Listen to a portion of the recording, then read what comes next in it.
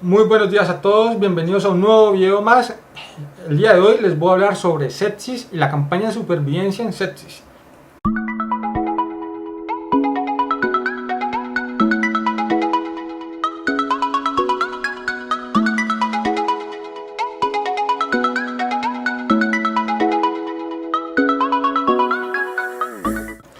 Bueno, vamos a definir la sepsis como un trastorno que se desarrolla como respuesta irregular del huésped ante una infección y es asociado con disfunción orgánica aguda y un alto riesgo de mortalidad. Este síndrome, pues es un síndrome, necesita un tratamiento urgente y por lo tanto la conciencia y las características de presentación clínica son de gran importancia.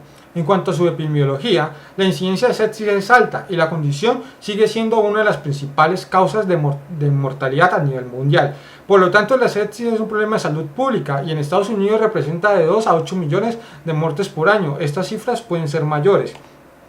Vamos a definir unos conceptos para poder entender qué es la sepsis. Vamos a definir qué es la sepsis grave y qué es el shock séptico. La sepsis grave es un concepto que se tenía en las primeras definiciones de sepsis, sin embargo hoy en día no se usa. Se definía como la sepsis complicada por disfunción orgánica aguda. Sin embargo, en cambio, shock séptico es un concepto que hoy en día sí se sigue usando y se refiere a la combinación entre hipovolemia, un tono vascular disminuido, una falla microvascular, una disfunción cardíaca que resulta en hipotensión, una inadecuada entrega de oxígeno e hipoxia tisular. También podemos definir shock séptico en los casos de sepsis en los que a pesar de una adecuada reanimación con líquidos, los pacientes persisten hipotensos y necesitan el uso de vasopresores, o que los pacientes tengan un lactato sérico mayor de 2 milimol litro. En cuanto a la etiología, vamos a tener que la sepsis puede ser originada por cualquier microorganismo infeccioso. Alrededor del 80% de los casos de sepsis tratados en el hospital surgen en él. El sitio más común de la infección son los pulmones, abarcando un 64% de las estadísticas. Le sigue el abdomen en un 20%, las infecciones de torrente sanguíneo en un 15%, las infecciones de riñones y vías genitourinarias en un 14%. Se pueden ver implicados tanto gérmenes gram positivos como gram negativos, siendo los gram positivos el más común Staphylococcus aureus y entre los gram negativos más comunes E. coli, Klebsiella, Proteus, Enterobacter y Pseudomonas. En cuanto a su fisiopatología, vamos a ver que hay bacterias que tienen en su membrana lipoproteínas. Estas lipoproteínas van a ser reconocidas por los receptores tipo TOL de las células del sistema inmune innato, que va a conllevar a la secreción por estas células de citocinas, factores de necrosis tumoral alfa, interleucinas como la 1, la 2, la 6 y la 8, que conlleva la activación de la cascada de coagulación y complemento con la formación de microtrombos que van a ser parte del síndrome de coagulación intravascular diseminada CID. En cuanto a los mecanismos de activación, vamos a encontrar mecanismos de activación extracelular, mecanismos de activación intracelular y de secreción, que va a conllevar a la activación de una respuesta proinflamatoria y una respuesta antiinflamatoria. La proinflamatoria va a conllevar a la inflamación y la antiinflamatoria va a regular este proceso. En los casos de sepsis, la respuesta proinflamatoria se encuentra sobreexpresada y la respuesta antiinflamatoria se encuentra disminuida. Esto se puede llevar a diversos factores, entre estos factores genéticos, a la edad, a comorbilidades asociadas, a la fragilidad y a factores medioambientales. Los órganos que se pueden ver afectados en sepsis son el corazón, los pulmones, los riñones, el hígado, el cerebro, el sistema circulatorio y la piel. En cuanto a los factores de riesgo, vamos a encontrar factores de riesgo asociados a infección y asociados a sepsis. A los asociados a infección encontramos los factores genéticos como alteraciones en los receptores Toll-like y en el factor de necrosis tumoral alfa. En los extremos de la vía, en la inmunosupresión genética, en la inmunosupresión adquirida ya sea por pacientes que toman medicamentos inmunosupresores, pacientes que son diabéticos o pacientes con cáncer. Vamos también que tenemos unos factores de riesgo de infección en el sistema sanguíneo, entre esos está el uso de catéteres y nutrición parenteral. Tenemos unos factores asociados a infección pulmonar como los pacientes con EPOC, enfermedad pulmonar obstructiva crónica, los pacientes que han requerido intubación prolongada, los pacientes que han requerido cirugías torácicas o cirugías abdominales o cirugías ortopédicas mayores, y vamos a encontrar los factores asociados a infección en vías urinarias, como está el uso de sondas, el sexo femenino y la estancia en hogares geriátricos. También estamos en los factores de desarrollo de sepsis que son menos estudiados y definidos, pero también se encuentran los mismos factores de infección y los factores genéticos del huésped. En cuanto a la presentación clínica, vamos a encontrar que la presentación clínica depende del sitio de infección y los signos y síntomas pues van a variar, depende del paciente también.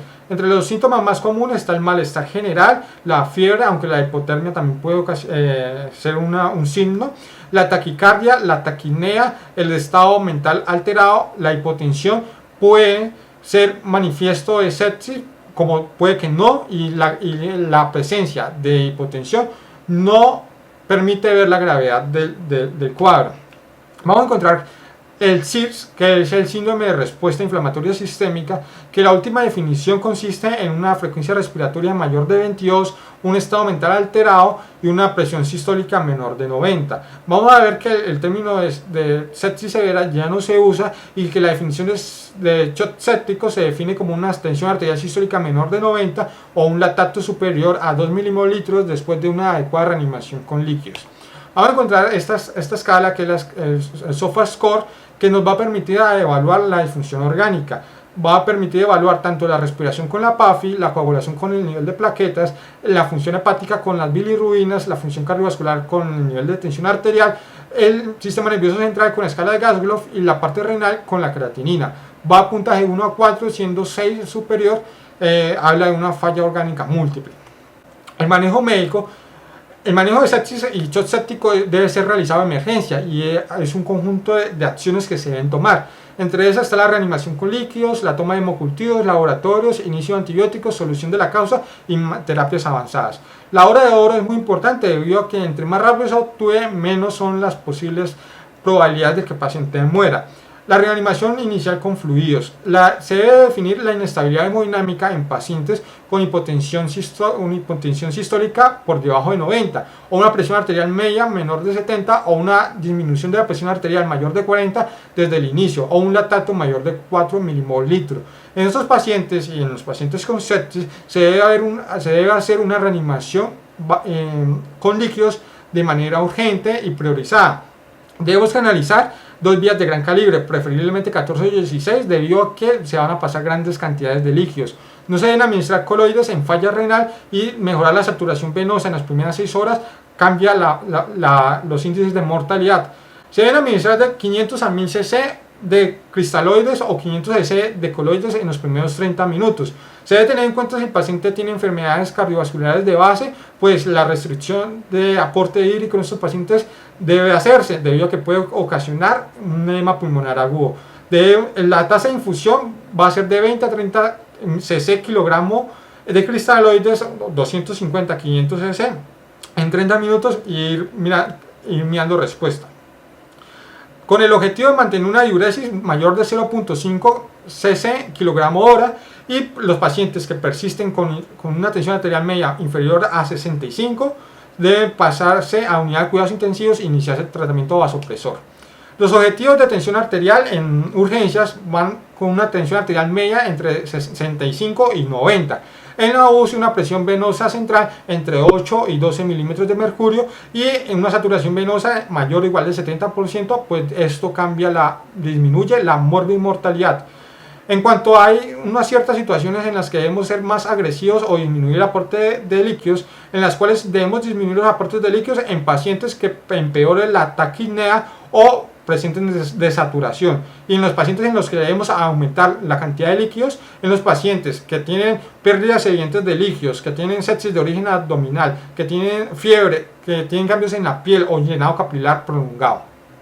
Los hemocultivos y cultivos se deben realizar antes de iniciar la terapia antibiótica. Nos van a permitir conocer cuál es el agente causante de la infección y dirigir la terapia antibiótica. En cuanto a los biomarcadores, vamos a encontrar la procalcitonina, el ácido láctico y la batería para calcular el SOFA, que es el hemograma, las transaminasas, tiempos de coagulación, gases arteriales, función renal, bilirrubinas y fosfatasa alcalina. Aparte de calcular el SOFA, nos van a orientar en el estado general del paciente. Entre estos que les mencioné, la procalcitonina nos va a permitir saber qué probabilidad hay de infección. Una procalcitonina inferior a 0.5 nanogramos mililitro nos habla de una infección bacteriana poco probable. Entre 0.5 y 2 nanogramos mililitro es una posible infección sistémica y mayor de 2, es muy probable que haya una infección sistémica. Esto hay que tenerlo en cuenta. En cuanto a los antibióticos, elegir el tratamiento antibiótico va a depender de diferentes factores, entre esos cuál es el foco infeccioso, los aislamientos microbiológicos que el paciente tenga antes y la resistencia de ese microorganismo a los antibióticos.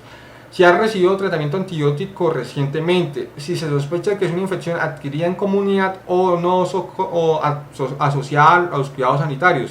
Si el paciente es portador de prótesis o dispositivos intravasculares, si el paciente presenta inmunosupresión o clínica o farmacológica.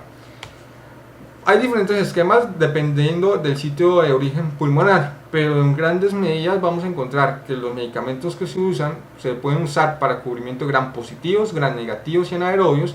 Entre los gram positivos se pueden utilizar esquemas con cefalosporinas, con vancomicina, y entre los gram negativos se pueden utilizar esquemas con piperacina tazobactam y carbapenémicos y metronidazol. Acá en esta gráfica les voy a dejar los diferentes esquemas. Sin embargo, esto varía según pues la resistencia local. No se maneja la causa, a pesar de la reanimación hídrica de los hemocultivos y el inicio del antibiótico, va a continuar la infección. Si hay accesos renales, si hay infecciones intraabdominales, ya se lleva a la cirugía. Y si lo más importante, si hay dispositivos como catéteres, sondas, se deben retirar inmediatamente y cultivar, si se puede. Y si el paciente persiste hipotenso a pesar de la reanimación, el manejo que se hizo anteriormente, se necesita ser llevado a la unidad de cuidados intensivos y el uso de vasopresores. Entre esos, la norepinefrina es el inicial, la vasopresina es en caso de que tenga una hipotensión refractaria, y la adrenalina y la dopamina se pudieran usar. Estas son las referencias que utilicé para hacer este video. Espero que les haya gustado. No olviden suscribirse y darles like. Hasta luego.